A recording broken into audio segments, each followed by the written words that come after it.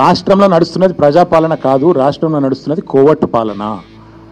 చంద్రబాబు నాయుడు గారి కోవట్టు ఇవాళ రాష్ట్రాన్ని ఏలుతున్నాడు. ఇది వాస్తవం. తమ్ముడు ఆ ఎమ్మెల్యే గారిని నేను అభినందిస్తున్నా. వాస్తవం. కనీసం కాంగ్రెస్ లో ఒక్కడన్నా నిజం చెప్తాడు మిగిలిండు.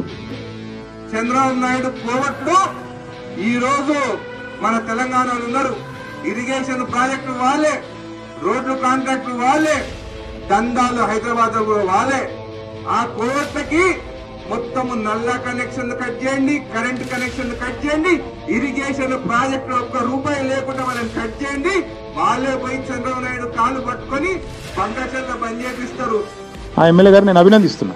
ఎందుకంటే కరెక్ట్ ఆయన చెప్పింది. రాష్ట్రంలో నడుస్తున్నది పక్కా కోవట్టు పాలన.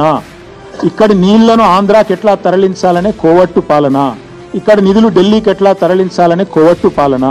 అందుకే అంటున్నా, రాష్ట్రంలో జరుగుతున్నది కరెక్ట్ గా కోవట్టు పాలన. This man the chief minister is a కోవట్ అనే డౌటే లేదు. అలా అనుమానం ఏముంది మీకు?